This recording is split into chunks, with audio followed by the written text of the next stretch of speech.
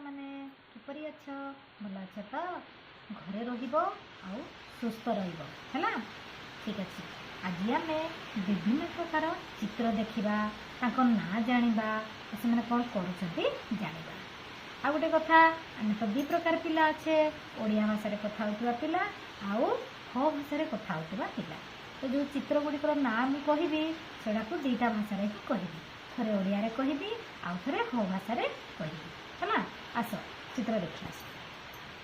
ଦେଖିଲ ପିଲେ, ପ୍ରଥମରୁ ଦେଖି ଦେଖି ଯିବା। ଏଇଟା ହେଉଛି ଗୋଟେ ଗଛ, ଗଛକୁ ଭାଷାରେ କ'ଣ କହନ୍ତି? ଦାରୁ ହେଲା। ଇଏ ହେଉଛି ମୟୂର, ମୟୂରକୁ ଭାଷାରେ ମାରା ବୋଲି କହନ୍ତି। ଇଏ ହାତୀ, ହାତୀକୁ ଭାଷାରେ ହାତୀ ହିଁ କହନ୍ତି। ଦେଖିଲ, ହାତୀ ପିଠିରେ ତମ ଭଳିଆ ଛୋଟ ଛୋଟ କୁନି ଝିଅ ଦୁଇ ଜଣ ବସିଛନ୍ତି।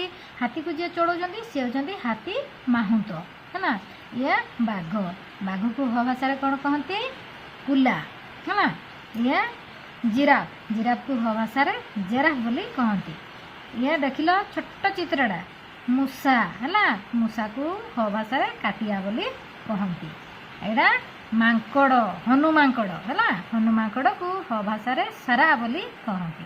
ଇଏ ଘୁଷୁରୀ, ଘୁଷୁରୀକୁ ଭାଷାରେ ଶୁକୁରୀ ବୋଲି କହନ୍ତି। ଇଏ କଇଁଚ, କଇଁଚକୁ ଭାଷାରେ ହର ବୋଲି କହନ୍ତି। ଇଏ ମେଣ୍ଢା, ମେଣ୍ଢାକୁ ଭାଷାରେ ମେଣ୍ଡି ବୋଲି କହନ୍ତି।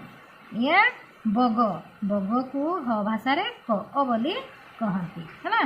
ଇଏ ଦେଖିଲ, ଇଏ ହେଉଛି ଗୁଣ୍ଡୁଚି ମୂଷା, ଗୁଣ୍ଡୁଚି ମୂଷାକୁ ଭାଷାରେ ତୁ ବୋଲି କହନ୍ତି।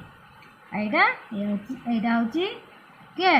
ଉଇ, ଉଇକୁ ଭାଷାରେ ନିଦିର ବୋଲି କହନ୍ତି। ଦେଖିଲ, ଏଇଟା କେଉଁ ଚିତ୍ର? ନଦୀର ଚିତ୍ର। ନଦୀକୁ ଭାଷାରେ ଗାଳା ବୋଲି କହନ୍ତି ହେଲା। ନଦୀ ଭିତରେ ମାନେ ମାଛ, ମାଛକୁ ଭାଷାରେ ହାକୁ ବୋଲି କହନ୍ତି। ତାହେଲେ ପିଲାମାନେ, ଆଜି ତ ଆମେ ବିଭିନ୍ନ ପ୍ରକାର ଚିତ୍ର ଦେଖିଲେ, ତାଙ୍କ ନାଁ ବି ଜାଣିଲେ, ସେମାନେ କ'ଣ କରୁଛନ୍ତି ଆମେ ଦେଖିଲେ। ୟା ପର ଭିଡ଼ିଓରେ ଆମେ ଦେଖିବା, ଜାଣିବା ସେମାନେ କେଉଁଠି ରୁହନ୍ତି, କ'ଣ ଖାଆନ୍ତି ହେଲା। ଠିକ୍ ଅଛି, ରହୁଛି, ନମସ୍କାର।